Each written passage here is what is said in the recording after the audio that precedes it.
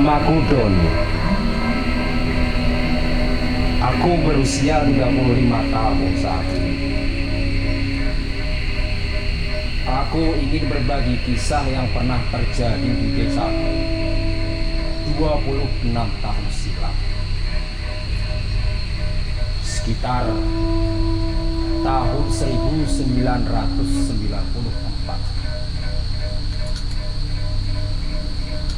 Dulu, aku tinggal di salah satu desa di Jawa Tengah. Desaku tidak terlalu ramai dikunjungi orang. Maklum, desaku bukan jalur kendaraan antar kota. Desaku juga tidak terlalu banyak penduduknya. Tahun itu tidak sampai 1000 jiwa jumlah warganya.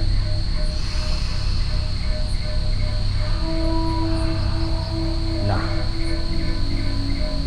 kisah ini bermula saat desaku kedatangan Mas Marjo. Mas Marjo adalah warga asli desaku yang sukses sebagai perantau di kota. Bisa dibilang Mas Marjo ini cukup disegani oleh warga desa karena dia dinilai sebagai orang yang paling paham dengan kondisi kota dan kemajuan zaman. Sebagai ukurannya, saat itu Mas Marjo sudah mempunyai handphone.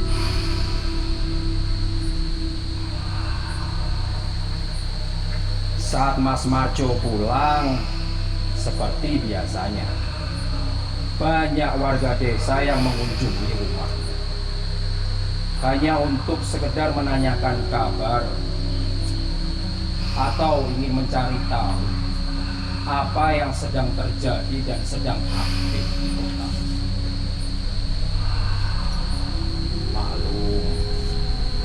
Saat itu arus informasi tidak secepat dan seterbuka sekarang, apalagi di desaku. Tetapi sepertinya warga agaknya sedikit kecewa karena setiap menyambangi rumah Mas Marjo, dia selalu berada di dalam kamar selimutan. Wis, do balik sik wae. Mas Marjone jek sakit. Begitu kata Leo, salah satu tetanggaku di desa. Aku yang saat itu masih SD, tidak terlalu mengerti dengan apa yang terjadi. Karena rasanya semua warga menjadi gempa. Berita sakitnya Mas Marjo langsung santer terdengar ke seluruh pelosok desa. Kalau sakitnya cuma demam biasa, itu tidak jadi soal. Kata salah satu tetanggaku, Mas Marjo ini sakitnya parah. Tubuhnya menjadi sangat kurus, kakinya seperti membusuk, dan baunya yang tidak sedap tercium sampai keluar rumah. Mesti iki Marjo kena penyakit gula. Adeloken kae. Sikile iso ngasih gosok kuwi. Juga salah satu tetanggaku, Lek Kasih. Ada yang bilang kalau Mas Marjo ini kena sakit gula. Ada juga yang bilang kalau Mas Marjo kena sakit kusta. Bahkan ada yang bilang kalau Mas Marjo kena gula. Macam-macam omongan warga soal Mas Marjo ini jadi topik utama di sana.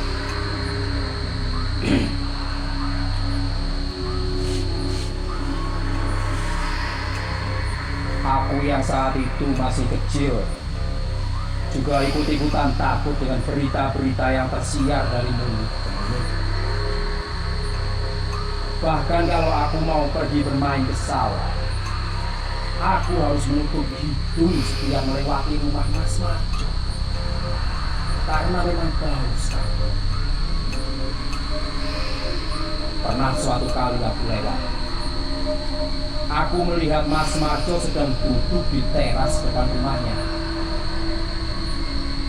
Dia bertanya padaku, "Rek, meh ning ndi kowe? Hah? Kok nek digondol gendruwo piye?" Sapa Mas Marjo yang sejak awal lihat muka memang bersama-sama. Badannya kurus, mukanya tirus, dan bau yang tidak sedap sangat menyengat itu. Aku bahkan sampai harus berlari dan teriak, "Ayo wes bentole!"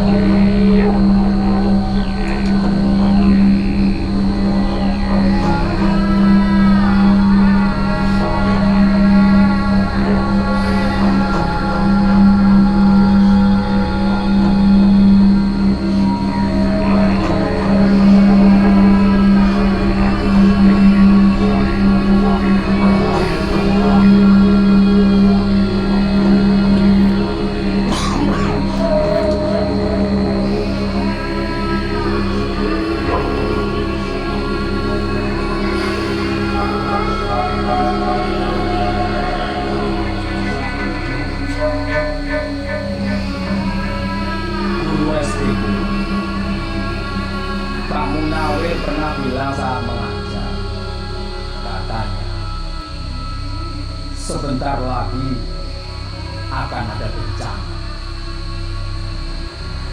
Tapi Pak Munawir tidak pernah mengatakan secara rinci bencana apa yang akan terjadi di desa. Sudah 2 bulan sejak kepulangan Mas Marjo ke desa. Perlahan-lahan kondisi desa menjadi semakin sepi. Jarang ada orang berkumpul di teras rumah saat sore. Orang-orang tua juga pulang lebih cepat dari sawah. Para pedagang juga cepat-cepat menutup warung dan pulang ke rumah tanpa menunggu dagangan mereka habis. Semua orang seperti takut bertemu dengan malam hari. Bahkan orang tua yang biasanya jaga ronda juga harus pulang lebih awal. Kebetulan saat itu hendak memasuki masa panen. Musim jadi terasa agak panas jika menjelang masa panen. Dan malam harinya akan terasa lebih dingin.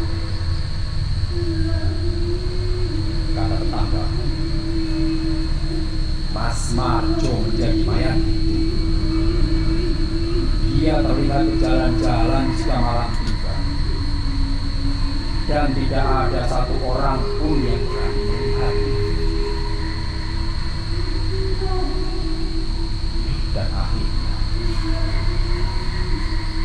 Mas Marjo pun meninggal. Warga mengira kalau Mas Marjo meninggal karena sakit gula yang parah. Namun kabar Mas Marjo berjalan-jalan setiap malam itu menjadi berita yang menghebohkan, bahkan terdengar sampai ke tetangga desa. Kata bapak, Mas Marjo sudah meninggal seminggu kemarin. Makanya banyak warga yang tidak berani keluar malam semenjak kematian Mas Marjo. Bapakku juga bilang, kematian Mas Marjo ini membawa petaka untuk desa. Dan benar saja, selama 2 minggu setelah Mas Marjo meninggal, sering terdengar suara kereta kencang dan kelinci yang saling bersahut-sahutan.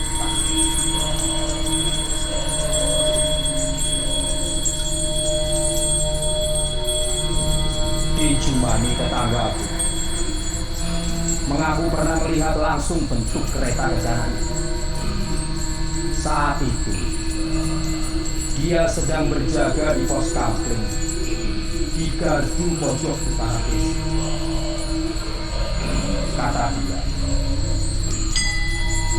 sebelum kereta kencana itu muncul, dari jauh terdengar suara kerincing-kerincing. Lalu tercium bau minyak seriti yang sangat minyak. Kemudian terdengar suara orang seperti berjalan terus. Cuma yang merasa takut, kemudian mematikan lampu petromak dan menyelimuti dirinya dengan hitam sambil mengintip ke arah gang selatan yang tepat lurus di belakang. Panjang gang itu kurang lebih 150 meter sampai sawah. Tak berselang lama, kereta kencana itu muncul seperti dalam film. Tidak ada kuda yang menarik, hanya sebuah kereta saja yang berjalan tanpa rem, seperti mengambang. Kereta itu berjalan dan sekali dan aneh, saat di depan rumah Mas Marjo, kereta itu hilang. Bau minyak seriti pun juga sama-sama menghilang. Suara orang berdengkur.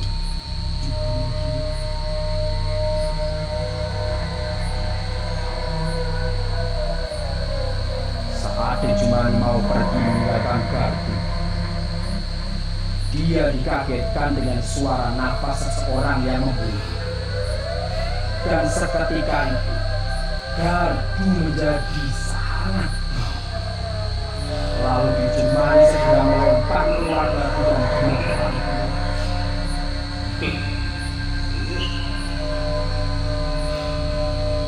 Dari penuturan di Jumani, warga mulai menebak ada sesuatu yang janggal dengan kematian Mas Marjo. Kemudian Mas Marjo pun kembali menjadi bahan perbincangan desa. Ada yang bilang jika kematian Mas Marjo itu pasti geget kematian warga yang lain. Dan benar saja, tidak berselang lama Jumani meninggal dunia pada malam hari. Padahal pagi harinya dia masih terlihat meminta nasi untuk anaknya. Warga jadi semakin menduga-duga kematian itu sangat tidak wajar.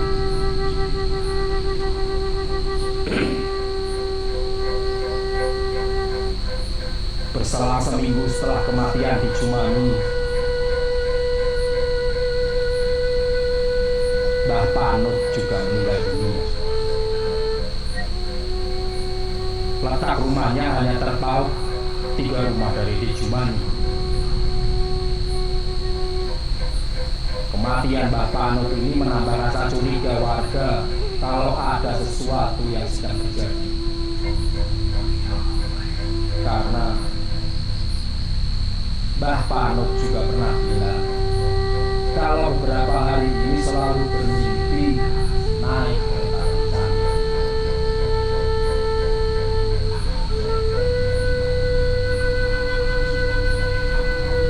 Lalu selanjutnya ada Mas Tejo. Mas Tejo yang meninggal secara mendadak. Dan kebetulan posisi rumahnya hanya terpaut 3 rumah dari Mbah Panut. Mas Tejo ini masih berumur 40 tahun dan tidak pernah mengeluhkan sakit apapun. Padahal pada pagi harinya Mas Tejo terlihat masih menggarap sawah milik mertua. Tidak ada yang tahu kenapa.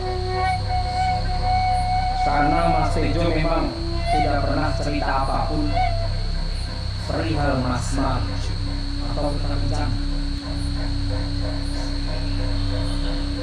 Bapak bilang, ini Pak Geblu. Bagi kami warga desa, Pak Geblu adalah bagian dari kehidupan. Pak Geblu ini menjadi semacam peringatan bahwa ada hal salah yang dilakukan. Bapak Des saat itu juga mulai ikut khawatir dan meminta jika merti desa yang seharusnya diadakan setelah masa terakhir harus segera dilakukan saat itu, tidak bisa ditunda lagi karena nyawa lebih penting diselamatkan.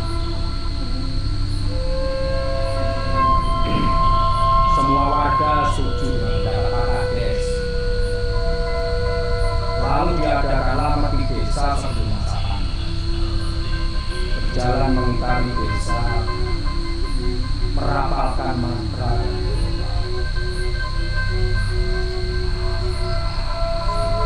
Setelah merti desa dilaksanakan, bau minyak serinting tidak lagi tercium. Suara orang berdehem di malam hari juga tidak lagi terdengar. Namun